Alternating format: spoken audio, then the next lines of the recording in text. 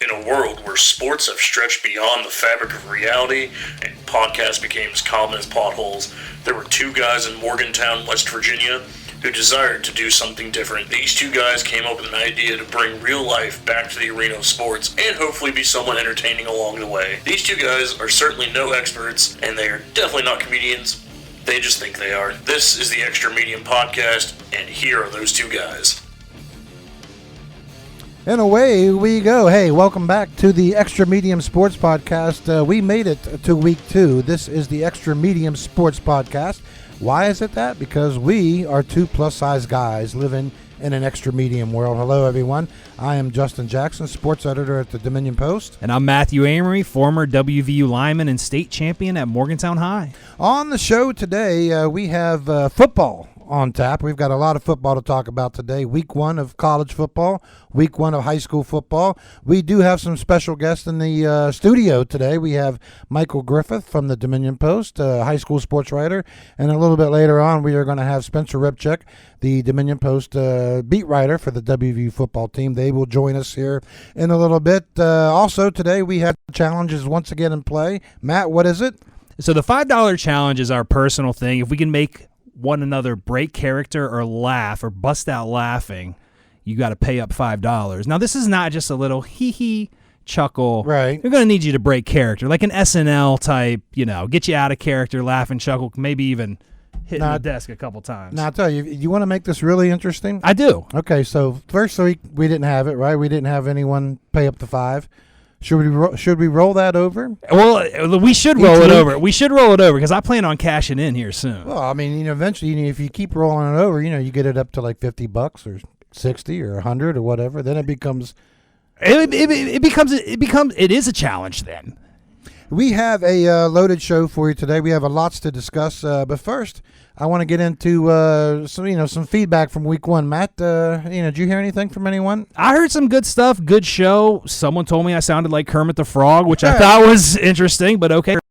This is your niche. You got to keep doing this. When's the next episode? And even heard, hey, you guys need to cover some NFL, so we'll see what we can do with that. But nothing but positive things. I loved it. We talked about the NFL, right? We did talk a little Aaron Rodgers. We did sing a little Aaron Rodgers, Brad Pitt. Like how could they not like that? That was wonderful. I got a lot of interesting feedback. Now it was from family, so it was they were admittedly a little biased, probably. Okay. Now I have 2 younger brothers, and my middle brother Jared, he texted me and said, "Man, your show was so good. I listened to the whole thing."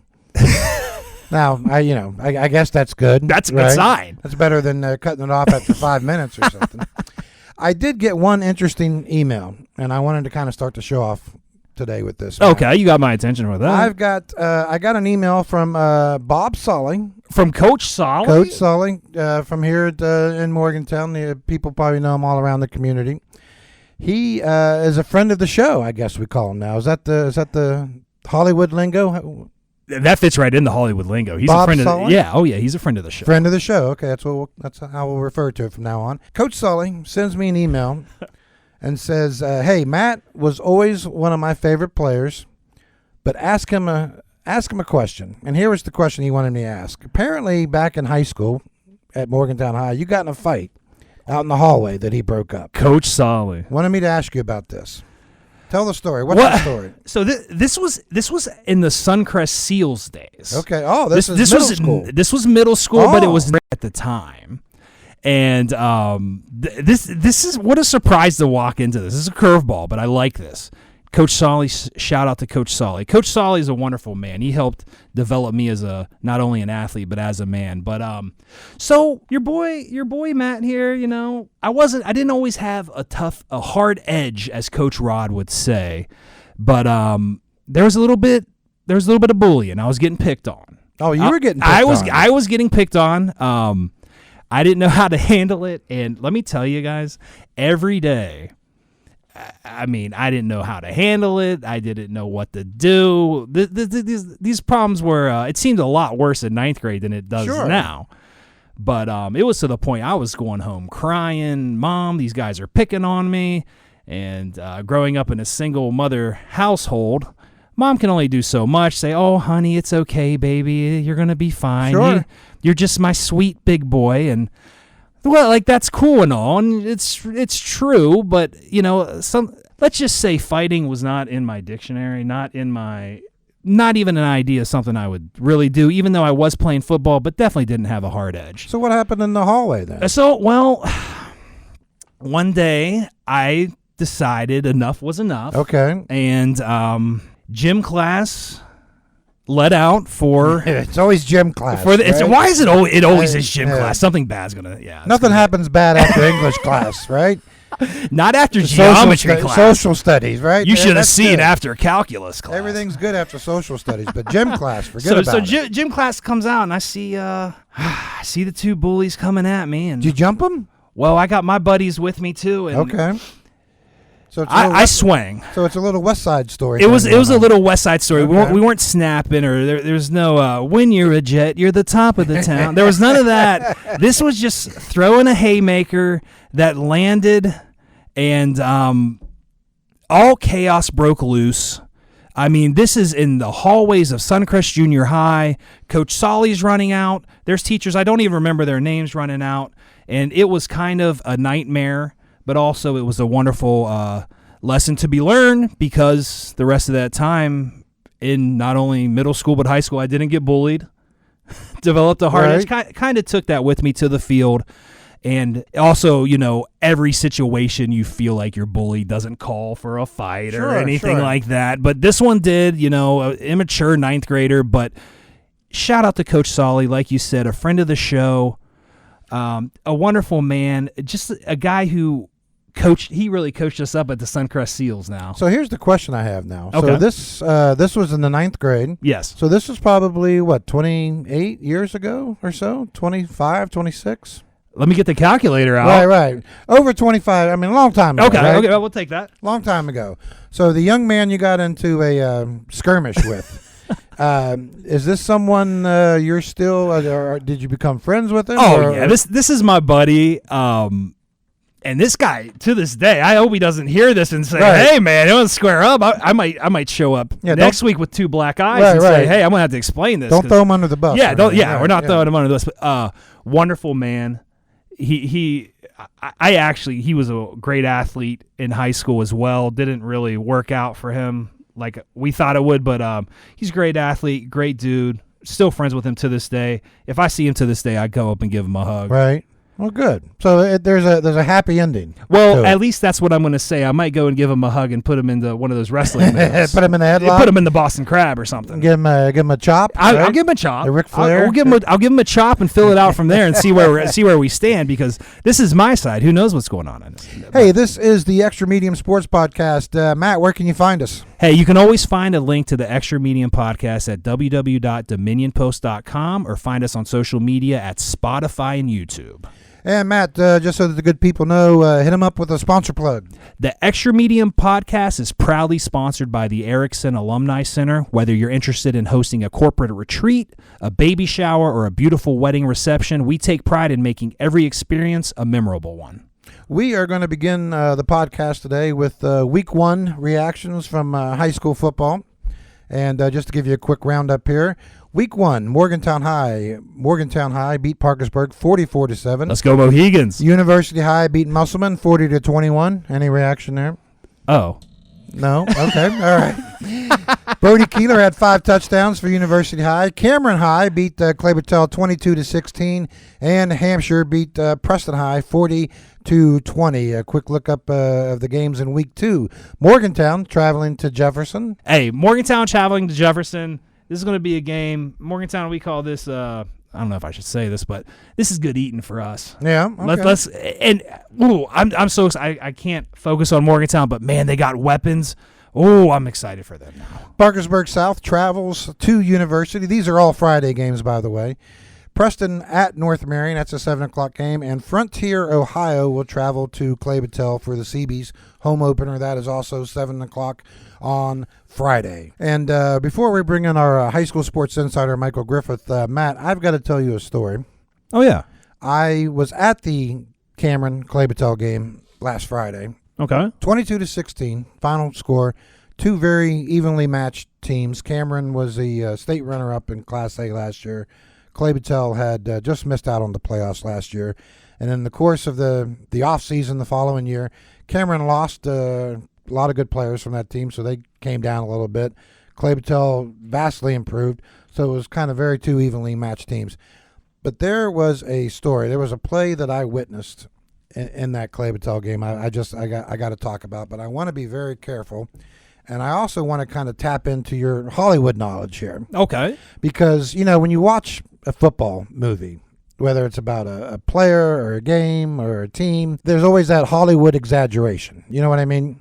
Of course. Where you get this unbelievable play where a guy breaks like 20 tackles before he gets into the end zone, and it's it's kind of, it looks good on the big screen. Oh, right? yeah. But you're watching and you're like, okay, no way in real life is that going to happen. Yeah. I started thinking, what was the closest play that I've seen that actually mirrored what you would see in the movies?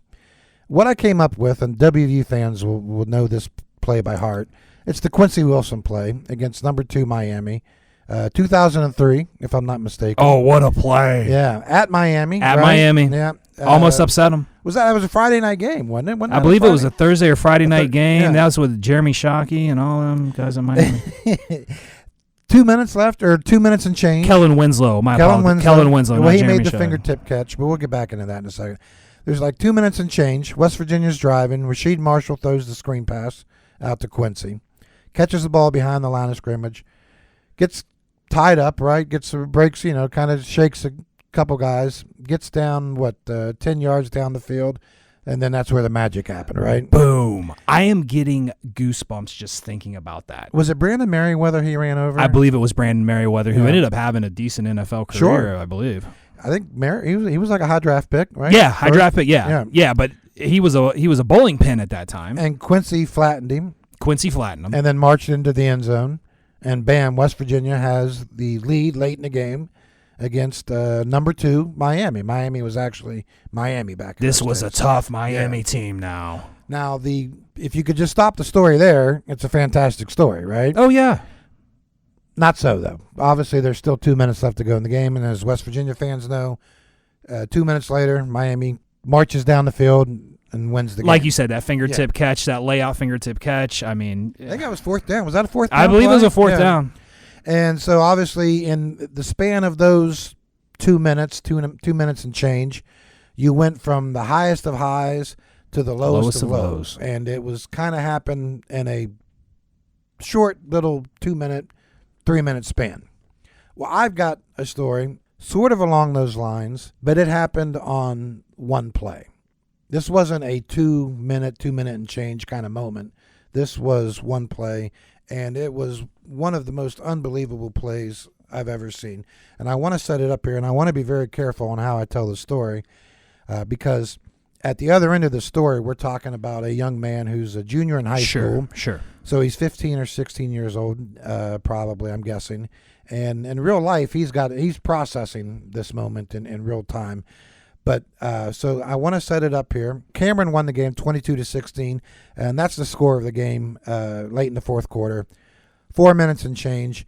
Cameron has the ball in the red zone. Quarterback throws a pass into the end zone, and a Clay Battelle defensive back, Cody Clovis, he's kind of like half a step behind the receiver, so he's got to kind of leap up into the air and reach out. And he snags the ball, picks off the pass in the end zone. Really great play. Really great defensive play. Runs the ball out of the end zone and gets up to about the 15-yard line. So now there's a little bit more than 4 minutes left to go in the game. Clay Battelle marches, they drive up near midfield. They're at their own 47. And so now, that takes a couple minutes off the clock. And they're down to one timeout. And so this is the drive. It's got to be this drive or nothing. And so now there's 3 minutes, 2 minutes, something like that in the game. And it's 4th and 12. And I can't stress that part enough. 4th and 12 is you need a miracle at that point. Yes, 4th and a mile. So it's 4th and 12, and the young man's name at quarterback at Clay Battelle is Corey Cohen. And to set this up, he's not your big prototypical quarterback. He's probably 5'10", 160, 170, somewhere in that range. Got you. So he's not like a 230-pound. Right. Okay. He's not a big fullback playing quarterback. Okay. He's not a little guy. He's kind of a smaller little crafty kind of guy. Got you. So it's 4th and 12, shotgun formation, takes the snap. He's looking, kind of looks left, looks right, can't find anyone open. Pocket starts to break down, so he steps up in the pocket and got absolutely whacked. I mean, got smacked pretty good. And so you're thinking, okay, game over right there. Well, not so, because he somehow bounced off that hit, kept his feet, starts kind of backpedaling, rolling to his right a little bit. Another guy from Cameron comes in, bam, hits him. He bounces off that tackle. So now he's in the full Fran Tarkenton mode. Oh, right? I love that reference. And for the people out there who don't know who Fran Tarkenton might be, YouTube him, and you won't be disappointed. So now he's in. Corey's in full scramble mode. Another kid from Cameron comes up, and now the play starts on the left hash. By this time, he's clear out past the right hash now. Another kid comes in from Cameron, and he just stiff arms him, plants him into the ground. So he's broken 3 tackles already, stiff arm, and now he's got open field in front of him. So now he's going to run. It's 4th and 12. He gets about 7-8 yards downfield. Cameron defender comes up, and he hits the L1 button. Right, you remember? You gotta get sticky. The juke move. He pulled the juke move. So now he cuts back to the left, gets around that kid. So now he's back towards the middle of the field, and now he's got open field in front of him. He's running down the field, and he ends up with like a 32-yard gain.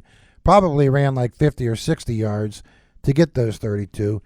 He'd broken 3 tackles, juked another guy, pulled off this miracle play on 4th and 12. And at that moment, as he's running down the field, I'm thinking, I've covered a lot of games, Matt. This was probably one of the greatest plays I've ever seen in my life, except it ends horribly.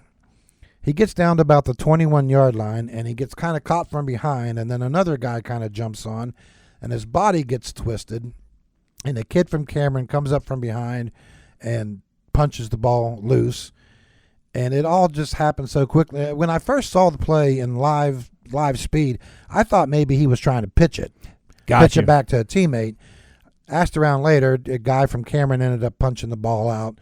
Cameron recovered the ball, and there's like 2 minutes and change. So they pick up a couple of first downs and run out the clock. So that's your 22-16 game. It was 5 days ago when it happened. I still can picture the whole play in my mind, and I still don't really know how to put it into words, even though I probably just explained it play second by second. I have never seen a play like that in my life. It kind of takes me back to what we were talking about earlier. If a play could actually mirror what you see in the movies, this play would have been it, obviously, except for the ending. But I want to make it clear that play wasn't what cost Clay Battelle the game.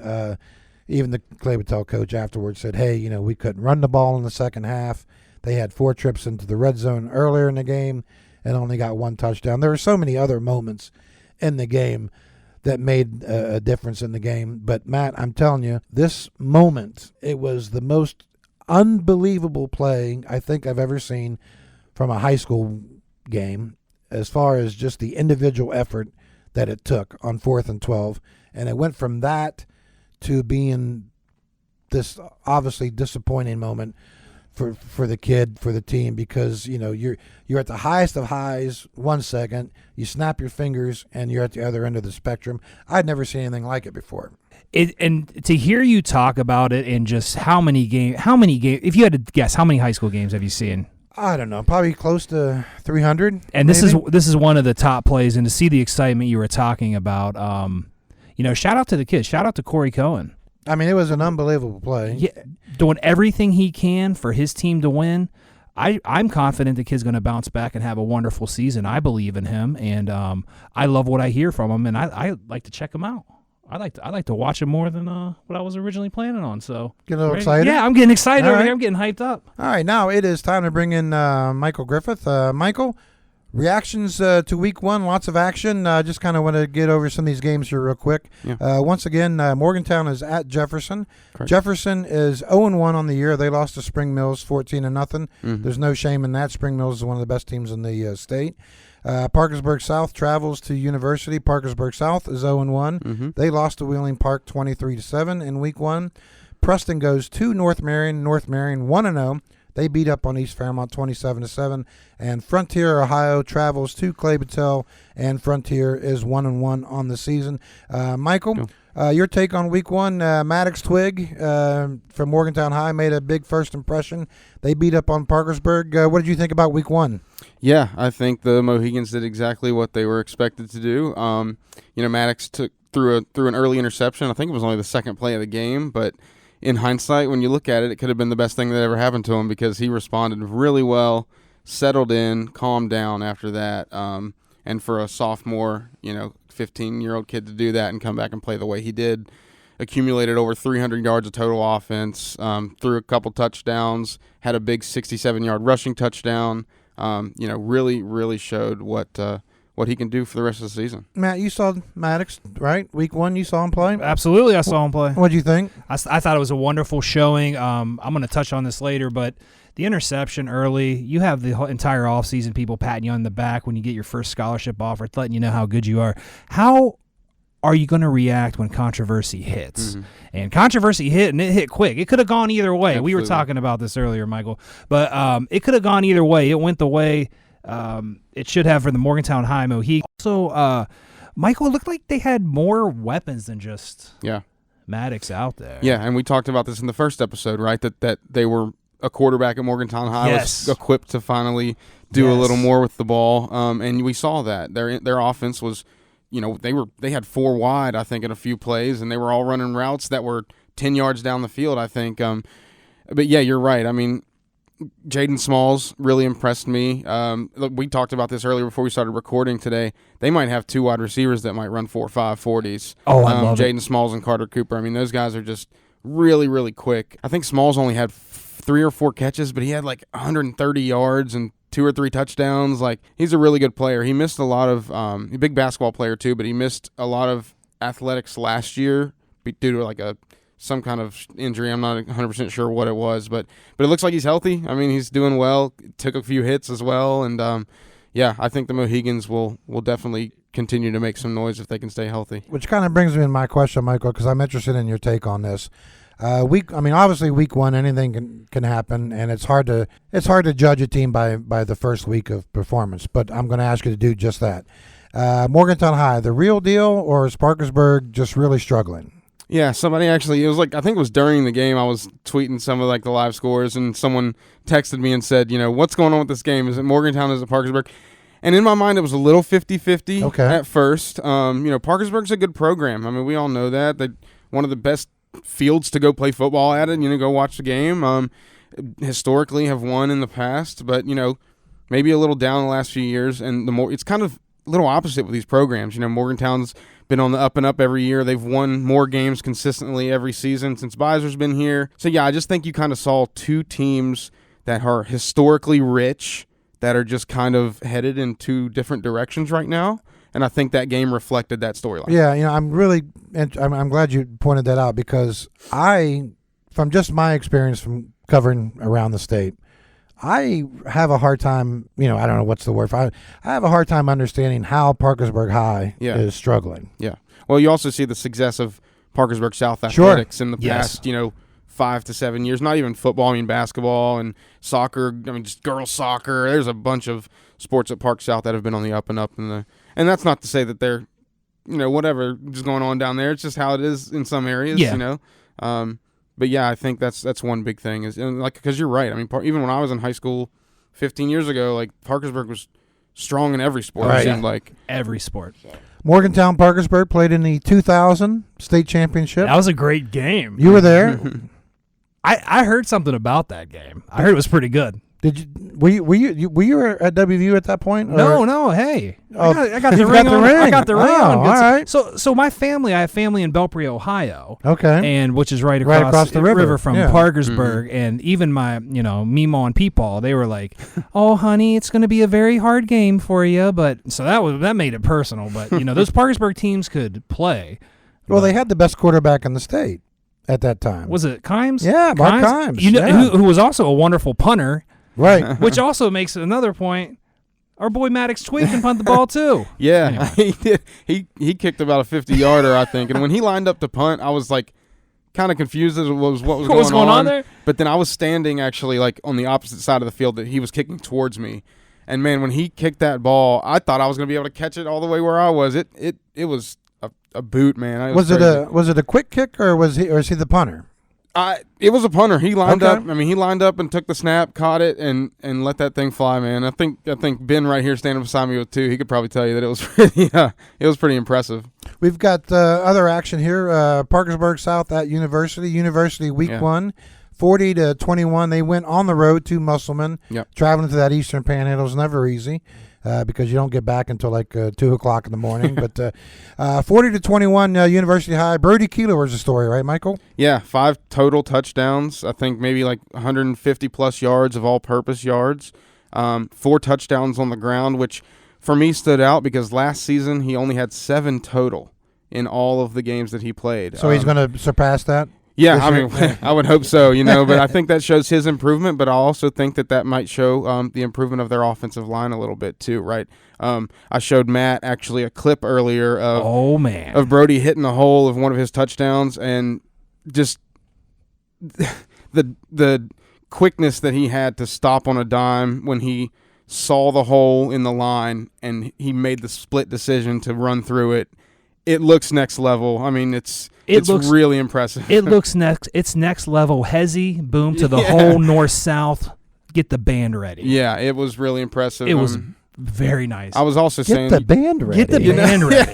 You like that? Yeah, that's not bad. Okay, that's not bad. All right, sorry, Michael. No. I was just saying. I was telling Matt earlier. You don't see a lot of true speed running backs anymore in football. A lot of guys have a little bit of both, or they're a power guy that's hard to bring down. But I mean, Brody he's going to beat you with his feet. Now, correct me if I'm wrong. Did he take one to the house from an interception? Yeah, he iced the game. I think it was 33-21 late in the game, and he caught the ball, an interception, and 65 yards to the house. Now, here's what fascinates me about this game. Okay, now, and I'll back you up here on the Brody Keeler thing.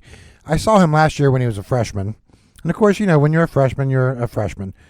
But you could see him at times last year where the potential was there. But that whole team was just so young last year at University High. And Michael will back me up on this. So the moments came in flashes. Yeah. If they could stick together, keep working, you would see that potential kind of work out to get better year after year. Obviously, a year later, Brody Keeler is much more than just a guy with potential. Mm-hmm. Yeah, for sure. And, I mean, we talked about Hayden George also had 9 catches for 140 yards or something like that. He also plays defensive back. I think he might have had a couple pass breakups. Marcus Kaniska playing linebacker had 2 picks as well. Wow. That's really good. I think someone talked about him being really cerebral when it comes to his play, really smart, and I think that kind of is reflective of a linebacker having 2 interceptions in a game for sure. So, yeah, you're right. I mean, and I talked to Eric Snyder actually last week on the phone, and it was before the game, and I kind of talked about how he and his players, it's kind of like looking in a mirror for him, right? Last year was his first season. They were growing together. He was growing as a head coach. His sophomore class was growing, getting experience. This year, they come back into camp. They've got that year of experience with varsity. He as a coach, them as players, and it's already showing. And he thought that was he never really thought about that either. It's like they are really coming and growing into a team and a program together in front of their own eyes, in front of everybody's eyes. It's really cool to see. Now here's the point about the game that fascinates me.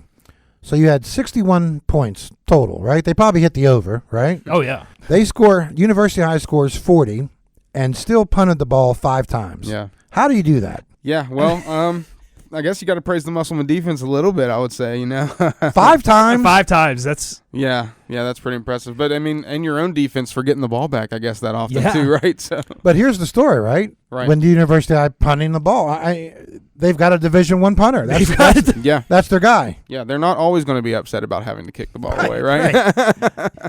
Yeah, and I think Jimmy Gregg, you said 5 times, 40-some yard average. I think it was 45.2 is what I saw in the stats. 2 of them were inside the 20, which is always what you want as a punter for sure. So, yeah, he's living up to his name as well, too. My goodness gracious. So, I mean, they had everyone on display in that first game. Yeah. You had Keeler. You had Hayden Georgia with 9 catches. The quarterback, Helbig, yep. yeah, went to 18 of 30, I think, About 200 and 200 some yards. And then the punter. Yeah, the running back, the receivers, defense, quarterback, and the punter. And keep in mind that's traveling week 1. Not easy to do. No, not at all. And Coach Snyder even talked about feeding these guys when you have a road trip like that. You know, they're eating school lunch early at probably 11 o'clock in the morning, 10:30s for some kids if they have however their schedule works out. And he even talked about, nutrition and having to make these kids prepare their bodies for a game until 10 p.m., Well, 10:30 a.m. is good for lunch number 1. Then you need to get lunch number 2 in there, but we'll talk about that at a different time. So we talked about the Cameron Clabatel game. Mike, you went out to Romney. What was that drive like? It was interesting. You go up to about Cumberland on 68, which 68 isn't the worst, right? It's a nice scenic drive. What's that drive like from Cumberland to Romney, right? That's the back roads, right? Yeah, it was. I enjoy that kind of thing. I'm a West Virginia guy through and through. So I was actually yesterday, my wife and I were driving back from Clay County where her mom has a camp, and we were just hanging out with some family on Labor Day, and we were driving back through the back roads to Wallback and all that, and I was like, welcome to my Friday night on the road, honey. Like, this is what it's like when you go to a West Virginia high school football game and it's not in your hometown, or it's not a home game. You just some roads that might not have lines on them. Some cell phone service might not be there, but that's the kind of thing you like sometimes. For the love of the game. But no, it was good. I was telling somebody earlier today, Hampshire's a really nice place to watch some football. They got a really good field up there on a mountain. Yeah, it's up on top of the hill. Yeah, man, right? they're kind of perched up there. It kind of reminded me of a smaller version of University High a little bit. You got that great view up there on top of Baker's Ridge with just kind of the open background. Old school press box, still wooden press box, like that kind of just hits the heart a little bit, when you see something like that. Yes. Great crowd. The iron bleachers. Right? Dude, you get the bleacher back going home, and that's what you want. I mean, they had people parking in the grass for this game. That's what when I pulled up. No media spots. I had to park in the field, what I'm saying? But it was great, yeah. Preston, they lose 40-20. Slayton Menko, you told me did he roll his ankle? Yeah, in the game? It seemed like there was just a tackle where his toe might have gotten caught, and I could hear, I was standing on the sideline, I could hear him grieving a little bit in some pain, but he didn't miss a play, obviously. He took a little bit of a beating during the game too, but it was a tough game for Preston. They just kind of, I was impressed by Hampshire. I thought that they prepared really well for the game. Their game plan just was everything that they needed to do. Really successful through the air. Their quarterback, Landon Eversole, he's a senior, made some really good decisions, I thought. And they just had some guys that were athletes. I mean, Hampshire, they really did. They impressed me, I thought. Okay, so Hampshire's a sleeper team, maybe? Yeah, we'll see. Are they AAA or quad? They are AAA, Okay. and obviously AAA is really top heavy, pretty loaded. So, but I think they may sneak into the playoffs. We'll see. AAA, you got to play. You got to go through Bridgeport, right? Bridgeport, you got Herbert Hoover. Fairmont Senior. Pick your poison there. Yeah, honestly, it's a competition. So maybe not that much of a sleeper then. Maybe. Yeah. Okay. All right, week 2, Mike. What do you got here? Let's go Morgantown at Jefferson. What's your thoughts? Yeah, and we talked about this last as comparing it to the Ohio, WVU game. Is if you don't go in there, we're ready to play some football and put helmets on helmets, then you could walk away with the loss.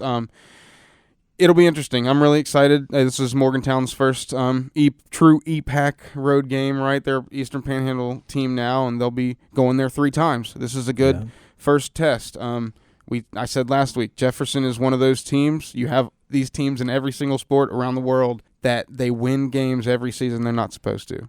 You know what I like? You know the amazing thing about Jefferson? Now, this is going back to your high school days, Matt. Before the Eastern Panhandle was growing at that point, too. But Jefferson, at one time, was the largest school in the state, population-wise.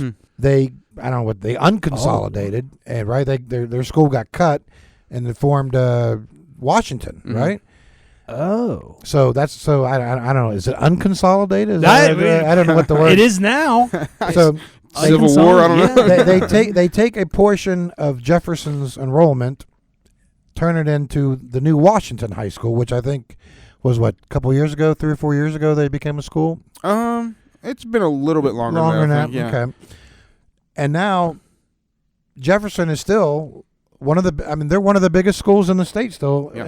and that's kind of an amazing of just how much that whole area is growing over there. It really is. Yeah. Wow. Yeah, you're right. I think last year when the population numbers came out county by county for West Virginia, the only two in the green were Monongalia County and Berkeley County. Wow. And obviously that's where all the Berkeley County schools, Spring Mills and all those are. And Spring Mills has only been a school for 10 years, and they're already playing for basketball and football state championships. So that area is exploding for sure. Parkersburg South at University, is that the game? Is that the game of the week? Yeah, and when it's all said and done, it could end up being the game. I mean, Okay. both of these teams are Game of the year. Game of the You year. never All know. right, I don't want okay. to take an early. Look at throw an Michael early, making a big prediction Well, here right off okay. the bat. I like All the right. hot take. throw an early Okay. dart I on the love it. board here, and see if we hit some pay dirt. But yeah, I mean, both of these teams are looking for bounce back years after sub 500 years. Bring a lot back. Parkersburg South played Wheeling Park, decently. I think the 23-7 score was not quite the story of A little the game. misleading. Yeah, I think it was a late touchdown that helped Wheeling Park, but Park did. Their running back Brennan Wack ran 33 times for 250 yards Wow. or something. He broke all of Boogie Johnson's records last year. So, but they can 23-7 is respectable against Wheeling Park. I'm really curious about this game. Parkersburg South took it pretty handily last season. Brody Kaler actually scored his first touchdown against Parkersburg South on an 86-yard kickoff return last year. Wow. So we'll see what. I like that. yeah, we'll see what I happens. like that stat. right there, Michael's boy. got the stats now. I like It's that. his photographic memory, man. I see Man, something. hey. I don't know, but yeah, I'm I'm excited. not falling for the modesty act. You're the legend, man. You're the legend, bro. We're I'm excited. saying it right now. Yeah, I think Baker's Ridge is the place to be on Friday night this week. All right, so that is week 2 in high school, week 1 recap. Michael, do you think, your early take, I guess this is the last question I have for you. Mm-hmm. Your early take here, was this just an exciting week 1, or is this going to be a nice Mm-hmm. overall year for the schools? Yeah, I mean, you saw the top 2 teams in the rankings get shut out by teams out of state, which, take that with a grain of salt. They'll actually be playing each other this week, so we'll know a lot see more what about happens. those 2 teams, which I'm talking about Martinsburg and Huntington, of course. I was telling somebody, it's in the past decade, you've really been able to pick out 1 or 2 teams in the state, in most classes, really, and say, these guys will probably be lifting that trophy at the end of the season, or at least playing for it. I think this season it's a lot harder to do that. Mhm. With changing offenses, changing schemes, changing defenses, it seems like a lot of that is happening more, not just our teams around here, but I mean, so many teams are changing up a little bit of their identities, stuff that they do normally that we would be used to seeing. I think it's going to be one of the better high school football seasons in West Virginia for a while, for sure. That sounds good. I'll take it. Yeah, I mean, the one more thing, the young talent in the state right now, we have plenty of in our area that we could probably fill a whole segment about just people that are not seniors, but just around the entire state, the young talent in high school football right now is absolutely incredible. And, if these kids continue on the trajectories that they are, I mean, next year, the year after could even be even better as far as entertainment wise. I like it. You Give lo- us you give us love- something to talk about, right? And you love to see it for the state of West Virginia. Oh, absolutely. Getting some great sports, Yeah. great football. Michael, appreciate it. We'll be back next week. We didn't scare you off, did we? Oh no, I love it here. We love having you, brother. Hey, Matt, why don't you say we pay some bills? Hey, a big shout out to our sponsor, the Erickson Alumni Center. Provide your guests with an elegant experience utilizing our state-of-the-art conference technology and catering from our in-house executive. It's now time for our favorite segment of the show. At least it's my favorite. Is it your favorite? It's absolutely my favorite. What do you mean? We call it What Caught Matt's Eye. Matt's eye, Matt's eye, Matt's eye. What has caught Matt's eye? A few things caught my eye this week, and nothing to do with Ryan Day's jewelry accessories. What do you mean? We'll talk about it another time. All right, We'll okay. talk about it off the air. But there are 2 things that caught my eye I'd like to talk about, and the first is Maddox Twig. My goodness gracious. First offensive series of the new year. You've got the entire offseason, everyone telling you how good you are. Congratulations on your offer. How many points you're going to win the state championship by. But the reality, the fact of the matter is you're going to be put under and thrown into some fire, some controversy. And that's what happened on the first series of the season for Maddox Twig. He threw an interception. How are we going to bounce back? Was it a bad pick? I don't think it was that bad of a pick. It was actually a wonderful play by the Parkersburg defense. Was it a deep ball? It wasn't a deep ball. It was like a mid play. It looked like it didn't. The pass didn't come out like it should have, and the Parkersburg defender was playing a wonderful zone. Undercut it. He undercut it a bit, threw it a little bit off target, but you start to get this. You start to get the answers to the questions you really don't want to ask, but it's going to happen eventually in the season. Is this going to be a quarterback that has a forgetful memory, which we want? We don't want someone worrying about whatever. And it was. What a wonderful way to bounce back. A run, dare I say, looking like Chris Ura running down the field. Oh, My boy. gosh, the guy could run the ball. I was excited. But Maddox Twig, good for you. Way to bounce back from immediate controversy. This shows you got a leader in you who can not only take hits into the fire and someone who can find a way out of those unbelievable, horrible situations you can be placed in controversy. I just think this was a wonderful thing a wonderful thing to see. In addition, seeing this, you could see some of the skill players Morgantown had and some wonderful linemen who could move. Well, I'm not going to comment too much because I'm still trying to figure out what you were talking about with Ryan Day's drawer. So.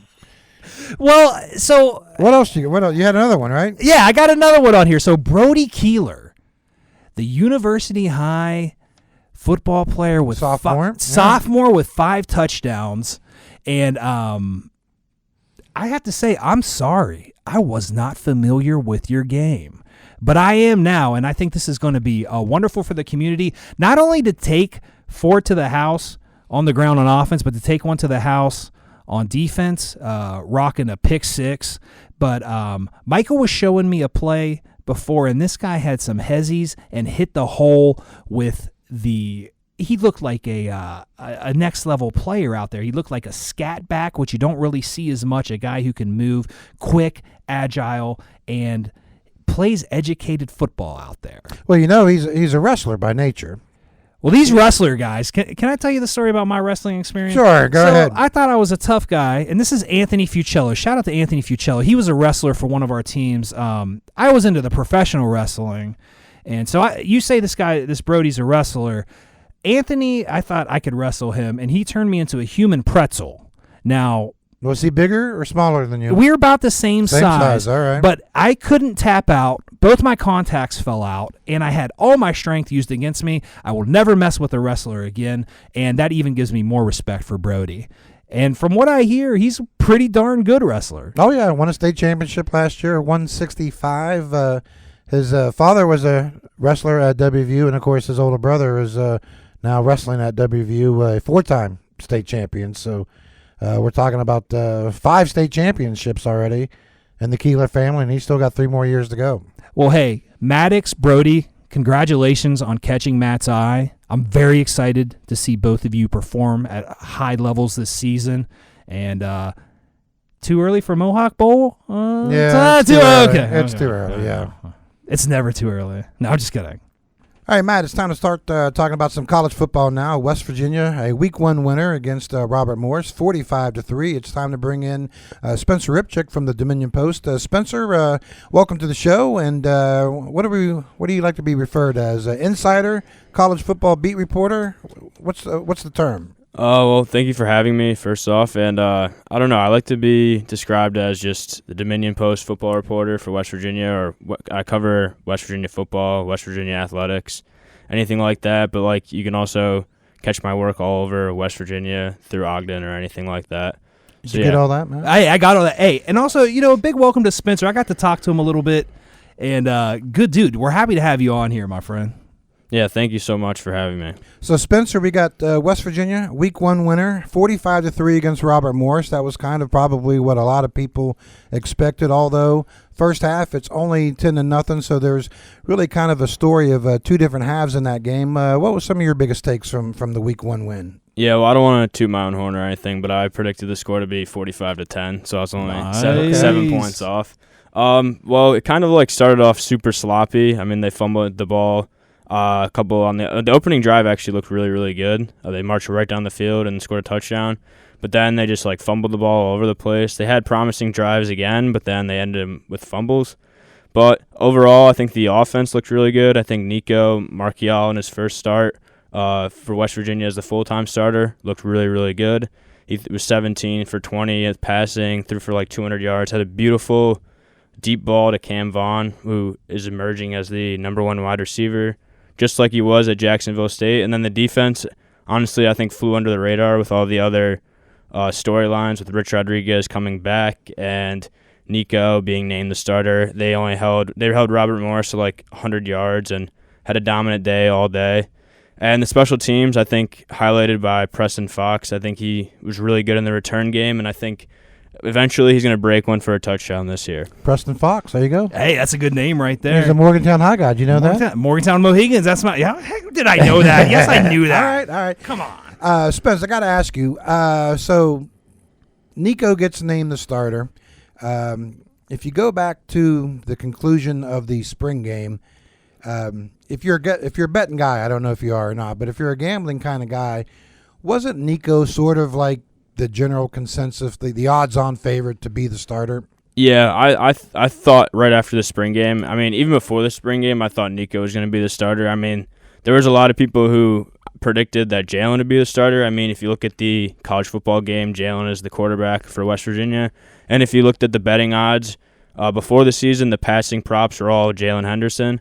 So, I mean, the sportsbooks and outsiders knew that maybe it was Jalen, but, I mean, Nico came out first for the spring game, if you want to look into that. Right. And he was also listed at the top of the depth chart last week, even though everybody was put as Orr.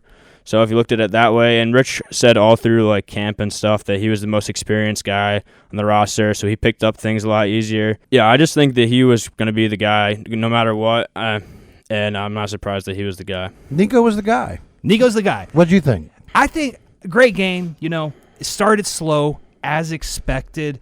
Spencer, let me ask you this. I mean, WVU had around 70 new players. Are they slowly establishing identity? I mean, of course they're going to start slow, but are there going to be some household names? I mean, Cam Vaughn, Nico, Jaheim look good. What are your thoughts on developing the team chemistry, and how are they looking considering they did have 70 new players in that locker room?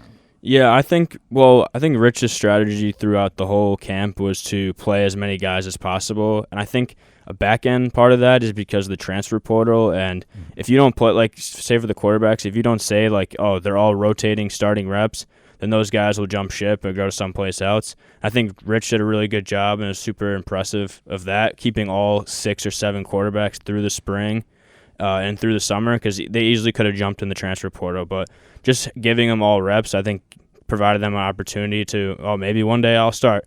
So, yeah, I think once it gets later into the season, you'll get more household names. I mean, they didn't rotate as much as I thought they were going to. I mean, it was a close game for the first half, and then the second half kind of got more out of hand, and we saw the Jalen Hendersons, the Scotty Foxes, the Sincere Bowers, and all the backups come in. So I think they're going to file out like the main guys, like Cam Vaughn, as you said. I think Grayson Barnes, the Northern Illinois tight end, is going to be the guy, even though he fumbled once.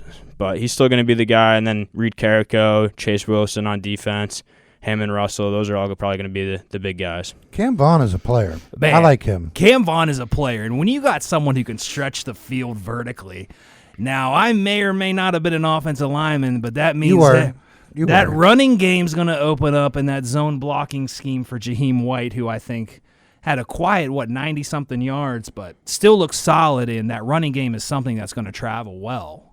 Yeah. Hey, Spence, before we talk about next week's game, I wanted to get your take on the Big 12 as a whole. Obviously, on Monday night, we had the Bill Belichick game, TCU traveling to North Carolina. Of course, all the hype was around Bill and coaching at North Carolina, but TCU went in there and stole the show. Give me your take on the Horned Frogs, and give me your take on just the Big 12 as a whole and the opening weeks. Yeah, I watched the whole TCU game yesterday, and I mean, after the first drive, you think, oh, this is going to be a North Carolina show, but then it was completely the opposite story. TCU completely took over. I mean, TCU is always good. They're always probably 8 or 9 win team, and they're the only Big 12 team to make the national championship or the college football or the national championship in the college football playoff era. So they're always good. And then you got, I think Arizona State played really well this weekend, even though they played, as I call, a cupcake team. You had Cincinnati, they lost a tough one in Nebraska. Yeah. But there was a couple other big wins. Trying to think of the other big ones, but Well, while I was trying to think, so the Hoover kid from TCU, is he the best quarterback in the Big 12? I mean, he spun it pretty good last night. yeah, he looked really good. I think it's still Sam Levitt, Arizona State kid. Arizona I mean, State, yeah. he's a stud. There's some other quarterbacks who are really good. Avery Johnson, I mean, Kansas State got beat in that first game, but he held them on their back against North Dakota. I mean, they're kind of a disappointment over the weekend, Kansas State, after losing to Iowa State in that neutral site game, and then Dublin. and then Yeah. and then they barely beat North Dakota.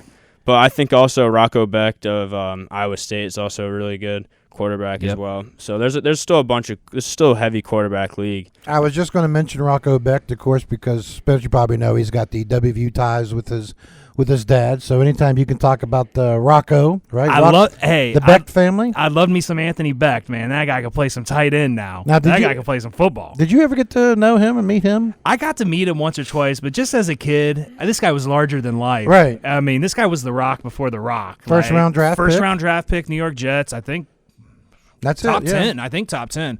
But I mean, the guy changed. The guy was amazing. Kind of an under the radar player. I mean, for even that time, but great player for Don Nealon. All right, so we've got a game coming up this week. Ohio University, West Virginia at Ohio. The Bobcats. Spence, obviously that sounds kind of weird. West Virginia traveling to Ohio. I'm sure there's some kind of return game with that coming back next year. Yeah, I think later. I don't know if it's next year, but definitely somewhere on their schedule that I remember them playing Ohio at some point. But yeah, Ohio is an interesting team because they just lost a close one against Rutgers. They're not. Everyone might think it would be a cakewalk or something like that. I do not think that at all. I think it'd probably be a 1 or 2 score game because I mean Ohio. They have a new head coach this year. He was promoted from associate head coach last year, so he knows the system. But they also lost a lot of players because they're one of those Group of 5 teams where if you have a really good player, they'll probably jump up to Power 4. But Parker Navarro. He's a stud. He's a dual threat. As Rich Rod said yesterday on his radio show, he's probably one of the best dual-threat quarterbacks in the country to him. But, yeah, they've won 10 games the past 3 years, won the MAC last year. So, yeah, they're a really, really good team, and I don't think West Virginia should just think they're going to go in and win. Ohio quarterback Peter Navarro, in that 34-31 loss to Rutgers, 239 yards passing, 3 touchdowns, 93 yards rushing, and 1 touchdown. So it certainly did everything he could to keep him in that game. But it is it just seems kind of weird. West Virginia going to Ohio. I could understand if it was Ohio State, right? It sounds strange for West Virginia to go into Athens. I mean, it's good news for Athens. The game is sold out. Bad news is it's going to be full of gold and blue. Yeah, those guys are going to come in there and play. But this should be a solid game. And I love what Spencer said. This is not something you can overlook. But so to me anyway, the West Virginia University Mountaineers defense looks surprisingly good. Right. So this is going to be a great challenge for them. This is going to be a great challenge. I'm excited. But, hey, let's buckle up the chin straps, have the hard edge, and spot the ball, baby. Spence, what's West Virginia got to do to look good in that game on Saturday? I mean, I think overall just get a win. I think going 2-0 into the Pitt game is going to be super important. I know Pat McAfee has said like a ton of times if they're both 2-0, they can get College Game Day coming back into town for the first time in a couple of years now. So I think they just need to stop Parker Navarro. I think he's going to be really good as a dual threat guy. He's going to be up to Zach Alley's defense to get creative. I think they should have a pretty easier time planning for it. I mean, most of their richest quarterbacks on offense are dual threat quarterbacks. So practices, you should be practicing against dual threat quarterbacks all through summer. So shouldn't be too much of an issue. But yeah, I think on the ground game, they're really, really strong. I think they had 3 different guys rush the other day against Rutgers. So if they just contain him and limit the fumbles, I think they should be okay. I think the one aspect of the game I'm really interested in seeing, because you didn't get to see this against Robert Morris, because Robert Morris just, they didn't really attack vertically. And when they tried, there was either, pressure on the quarterback or the receiver dropped the ball.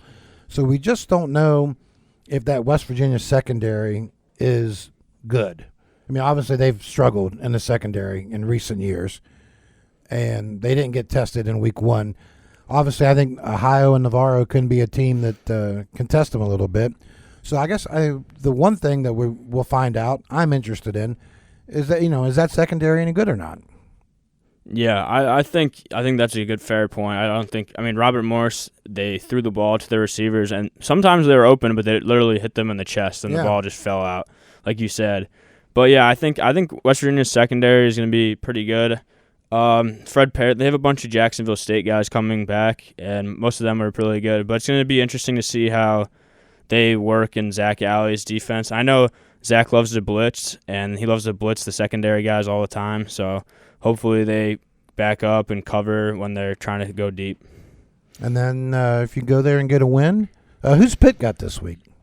I'm not sure. I don't really know. Well, if Pitt's 2-0, West Virginia's 2-0. I think right? Dare I say trap game? I don't think Coach Rod's going to let that happen. But dare I say, your trap game? But you got to have your I's dotted, your T's crossed, and Coach Rod's not going to let that happen. All right. I think. And hey, get Pitt here. You might have me singing some Sweet Caroline. Okay. I'm just told that Pitt is playing Central Michigan. Central Michigan. I'm assuming that game's at PNC. Or is it PNC? Or what's it called now? Not PNC. Acrisure. It'd always be Heinz Field PNC's with the the catch up baseball to park. me. PNC, I got the Pirates on my mind here. One last question, Spence. Jaheim White, 93 yards, rushing the first game. Looked good, looked solid, right? Not spectacular, but what do we think about the West Virginia running game going up against Ohio? I think it's going to be Jaheim most of the way throughout the season. I think I was surprised actually Clay Ash was getting the second starting snaps at running back, and then Sincere Bowers looked really good when he came in at the end of the game. He had a big run when he was with Jalen. So I think it's going to be Jaheim still, and I think Rich said after the press conference he was hoping to get a little bit more of a push up front to hopefully let Jaheim break one for a touchdown or something. But they did the tush push a couple of times, which I actually I thought they would during the summer. I predicted that because of how big. I mean, if you look at Nico is a big dude. If you look at him on the sideline, I didn't realize how big it is. His legs are like thick, and he's a lot bigger than Jalen Henderson, which I thought Jalen was going to be more of the bigger, stronger guy, but Nico is definitely the biggest quarterback in the room. And hey, that's all the time we have for today. Matt, what do you think? How do we do? Hey, we still rolling. We're making great improvement here. Each episode, we're making a good improvement. What are your thoughts? Week 1 to week 2, we did all right. We're improving. Improving each week. We might be pretty good at this. I don't know, maybe. I think so. Maybe. Hey, Okay. we keep this up. We might be pretty good. Hey, I want to thank Michael Griffith and Spencer Ripchick, both from the Dominion Post, for joining us today. Hey, Matt, it's time to take us home. Hey, thanks for tuning in to the Extra Medium Sports Podcast, and a special thanks to the Erickson Alumni Center for supporting the show. Select a wedding venue where you can host the perfect ceremony and reception while providing your guests with a caring and comfortable environment. This is the Extra Medium Podcast, where couches are safe, but the takes are on fire. Thanks for joining us, and we'll see y'all next week. Goodbye.